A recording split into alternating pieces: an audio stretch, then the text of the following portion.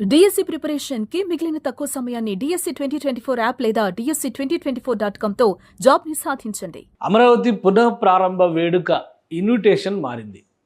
స్వల్ప మార్పులు చోటు చేసుకున్న ఇందులో ఈ మార్పులు ఏంటి? ఎందుకంటే ఇప్పటికే ప్రధానమంత్రి నరేంద్ర మోడీని ఈ వేడుకకి ఆహ్వానించారు. అయితే ఇన్విటేషన్లో ఉప ముఖ్యమంత్రి పవన్ కళ్యాణ్ పేరు ప్రత్యేకంగా ప్రస్తావించకపోవడం పైన జనసేన నేతలు, కూటమిలో కీలకమైనటువంటి భాగస్వామి జనసేన పార్టీ, వారి నుంచి అభ్యంతరాలు రావడం, దీన్ని సోషల్ మీడియా ట్రోలింగ్ అంశంగా మార్చడంతో రాష్ట్ర ప్రభుత్వం దీన్ని సరిదిద్దేటువంటి ప్రయత్నం చేసింది. ఇది ముందుగా డిజైన్ చేసినటువంటి అమరావతి పునః ప్రారంభ వేడుకకు సంబంధించినటువంటి ఇన్విటేషన్. ఇందులో ఇచ్చినటువంటి పేర్లు చూస్తే కనుక ప్రధానమంత్రి నరేంద్ర మోడీ, అలానే ముఖ్యమంత్రి చంద్రబాబు నాయుడు పేరు మాత్రమే ఉంది. దీనిపైన చాలా అభ్యంతరాలు వచ్చినాయి. అలానే సోషల్ మీడియాలో కూడా దీన్ని ట్రోల్ చేయడం అనేది కొంత ఇబ్బందికరంగా మారింది. సో ఆంధ్రప్రదేశ్ గవర్నమెంట్ వెంటనే తప్పును సరిచేసేటువంటి ప్రయత్నం చేసింది.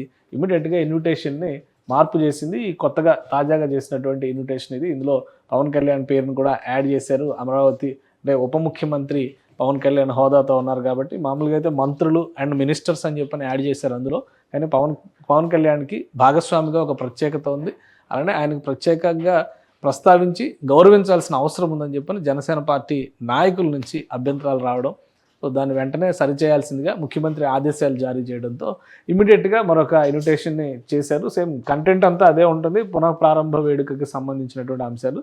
ముఖ్య అతిథిగా ఆంధ్రప్రదేశ్కి భారత ప్రధానమంత్రి నరేంద్ర మోడీ వస్తారు. ఇక ఆంధ్రప్రదేశ్కి సంబంధించి రాష్ట్ర ముఖ్యమంత్రి పేరు, ఆ కింద పవన్ కళ్యాణ్ పేరును కూడా యాడ్ చేశారు. మొత్తం మీద సోషల్ మీడియాలో ట్రోలింగ్స్ రావడము, అదేవిధంగా కూటమిలో ఒక చిచ్చు పెట్టేటువంటి అంశంగా ఇది మారిపోవడం, దీనిపైన ఎక్కువ చర్చ జరగడం, ఏమాత్రం అవకాశం ఇవ్వకూడదు అనేటువంటి నిర్ణయంతో ఏపీ సీఎం ఇమ్మీడియట్గా ఈ తప్పును సరిచేయాల్సిందిగా అధికారులకి ఆదేశించారు.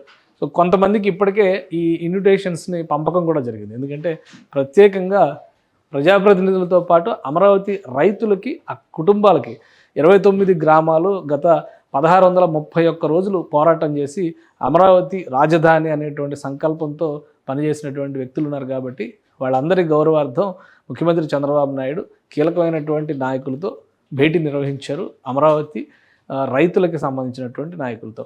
అలానే ఆయా కుటుంబాలకు వెళ్ళి ప్రత్యేకంగా తెలుగుదేశం, జనసేన పార్టీ, బీజేపీ నాయకులందరూ కూడా ఈ ఇన్విటేషన్స్ని ఇప్పుడు పంపిణీ చేస్తున్నారు అమరావతి గ్రామాల్లో. అలానే ప్రజాప్రతినిధులకి ఆహ్వానం పంపించారు. విపక్ష నేత, వైసీపీ అధినేత జగన్మోహన్ రెడ్డికి కూడా దీనికి సంబంధించినటువంటి ఆహ్వానం పంపినట్టుగా అధికారులు చెప్తున్నారు. అంటే అధికారికంగా ప్రోటోకాల్ ప్రకారం ఎవరు అందజేయాలి అదే తరహాలో ఈ ఇన్విటేషన్స్ కూడా ఇచ్చినట్టుగా తెలుస్తుంది. గతంలో అమరావతి ప్రారంభ వేడుక, మొదటి ప్రారంభ వేడుక సందర్భంలో కూడా ఆయన అటెండ్ కాలేదు.